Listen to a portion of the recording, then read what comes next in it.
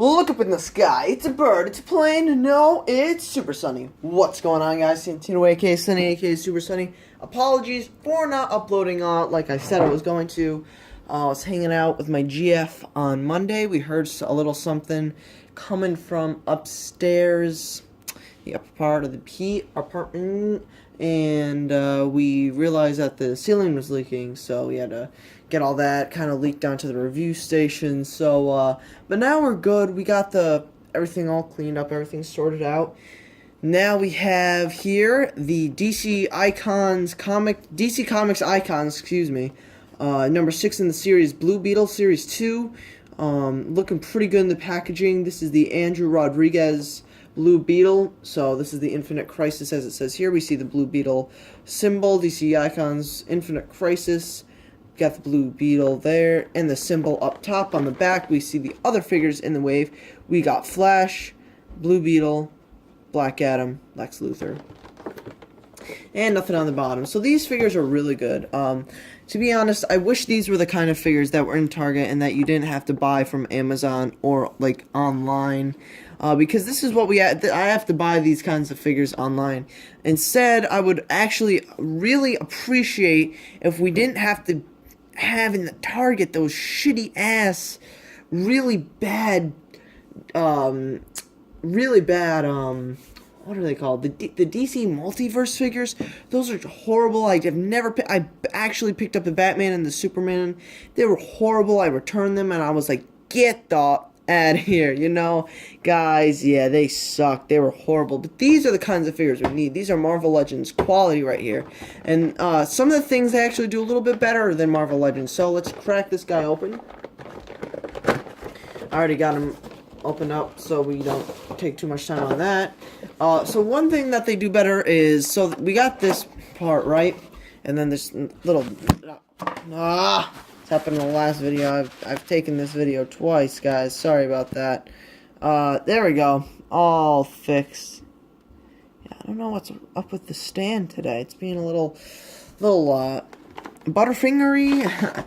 But one thing they do better is is when we get accessories like this. So you got the wings and his 2 guns and blasters, whatever you want to call them. They put tape over it and it gets the whatever accessory really gunky and gooey, and it's just not appealing, right? So what DC they did is they just put a little extra sheet of plastic over it for you. So here, let's take his accessories out. We'll look at those in a minute. Just pop those out. Get those off the side, blaster off to the side, and then the wings, pop out pretty easy,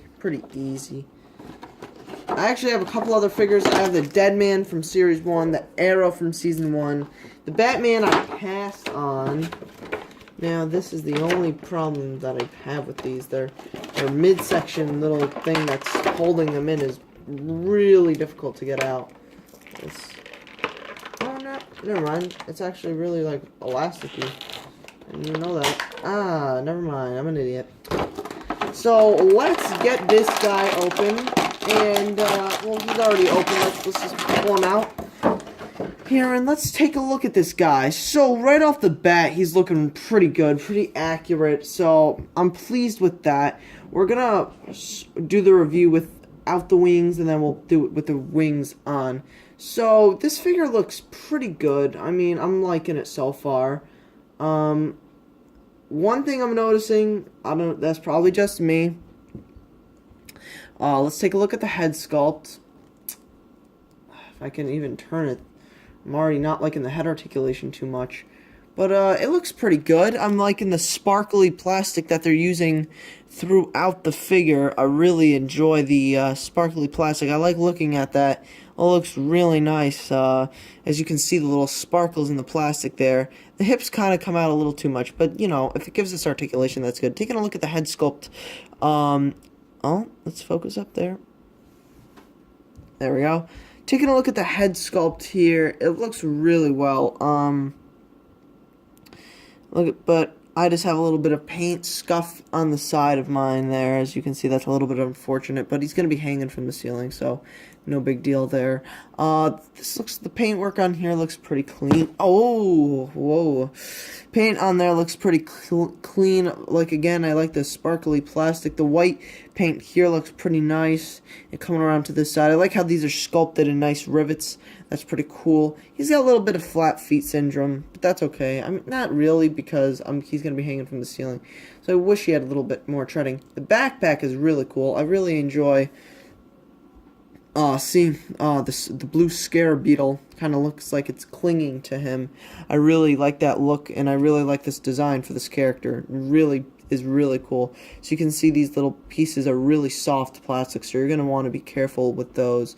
They're really, these are a little more stiff plastic up here on top, but these ones right here, you can like bend them, and yeah, I would be careful. I don't think they're going to break necessarily, but they will probably warp. I mean, look at that. I even kind of screwed them up right there. But like I said, I really like how the whole overall appeal, it looks like, you know, the beetle is clinging onto his back, right? And I like the sculpting. Another little gripe I have with the figure is right here where the glove meets. This is how you interchange them. It's a little bit of a different color plastic. It's probably not coming across too good on screen. And also, the forearm doesn't look like it's exactly one whole piece with... This side looks better, but this side kind of looks a little weird. That's okay, though. So let's take a look at the accessories now. So we get one long kind of minigun blaster, it looks like, which looks pretty good. I wish they painted the white in there. They painted the white there. They could have painted it in there. I mean, it kind of looks kind of cheap with real no paint on it. They got a couple little white spots, but that's about it. I mean, it looks okay for the most part. And we got this big cannon kind of blaster. Again, I feel like they could have painted a couple more places white, because it's just a, you know, kind of a big blue chunk of plastic. And then the wings here, I'll bring out one, are really nice. They're translucent. You can kind of see my finger coming through there. Really nice sculpted detail on them. It's got this faded kind of blue plastic, again with the sparkles. I like the little rivets sculpted in there. That looks really nice too. Yeah, and then so let's attach this stuff to him. So interchanging the hands is kind of weird. So his hands can come out. His hands come out, right? But that's not the instruction on how to change these guys at all, because as you can see, it's pretty, you know, a deep peg. So you actually have to rip off the entire forearm, which is kind of difficult, because you're kind of jeopardizing taking his hand off too. But it's okay, because I'm actually not going to display him with his gloves or hands on. I'm actually going to display him with these on. And I don't think there's a specific side that they should go on. Probably not. So we're just going to clip this one. Probably this one's going to go on this arm. That's probably better. So, like I said, you just line up the pegs and, you know, twist it in. And you're not going to really hear a click. But, you know, let me just get this in for you guys. There we go. And this one, you can actually see the peg a lot better lining up with it. That one goes right in there. And I think these look okay. Yeah, they look kind of weird. I mean, this one's kind of like barely on. I mean, I guess I could try and push it in a little more. Yeah, that looks a lot better. Just wasn't on properly, I don't think. And then let's throw on the wings to this guy, because, yeah, I think that would look pretty cool. And these just peg right into the back. And they kind of lift off the back a little, which I like, so it doesn't make him look too flat. Because sometimes wings flatten out a character, and that drives me nuts. And they actually flatten out a character and don't flush it out. So there's the wings. So, I mean, this guy looks a lot better, more full. Oh, shit, I thought I just broke it. More full and flushed out. If you're going to want to articulate him with these on, you're going to have to bend it, actually. I'm probably going to have him, like I said, hanging from the ceiling. He's gonna be like, whoa, like hella sick boys, like shooting. We're gonna take these off for now, and we're gonna go through the articulation. Those are actually a little disappointing for me. The accessories, I feel like they could have implemented them a lot better than they actually were. They could have easily made the guns fit a lot better to the sculpt. I feel like they didn't really live up to the expectations. So let's go over the articulation on this guy.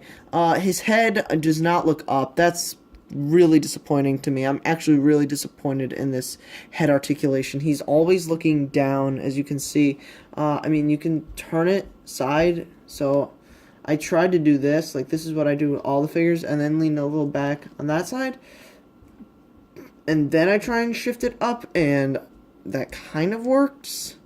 But, I mean, he's still overall looking straight down, which is a big disappointment for me. His shoulders move up, and you might say, oh, well, how do these not get in the way? As you can see, they're a very soft plastic, so if you want, you can get the shoulder all the way out. It's just going to warp that a little, so I'd, be careful. He has a bicep swivel, double-jointed elbows, which work very good, a cuff, little glove rotation, and the ankles, the fists and wrists move down, up, and then they swivel in the peg there.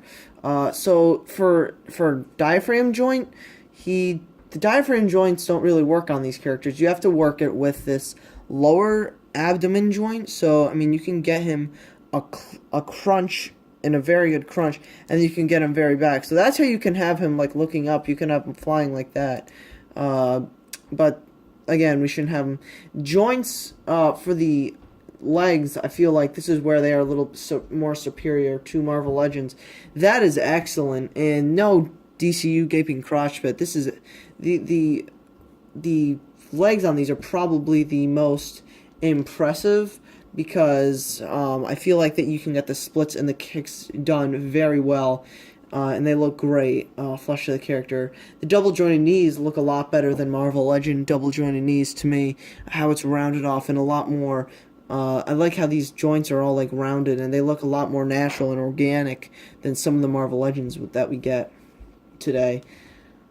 And then for ankle articulation, the ankles move down a reasonable amount. They actually move up really well, and this guy does have ankle pivot, which is awesome. And then coming around here on the back, for wing articulation, they can just go up, or you can have them down like that. But if you're gonna have them down like that, then I mean, maybe if you want them in a diving pose, that's it. But that's my review. I hope you guys enjoyed it. I hope that the little short break didn't throw you guys for a loop, because I said I'd be uploading a lot, which I am. I actually got the Dead Man in, but he's already hanging up, so our review for him will not be coming. There will be a review of this awesome SDCC exclusive that I got. It's a Galactus and Silver Surfer 2-pack. It's pretty cool, so I got that. And then we also got a Spectre figure review for the DC 75th anniversary figures, and that is one cool figure too, which I actually think might be just as good as these guys. So yeah, guys, I'm gonna stop rambling on. I hope you guys enjoyed the video. Like I said, please leave a like, comment, and subscribe, and I will catch you guys on the next Super Sunny Show. Peace out.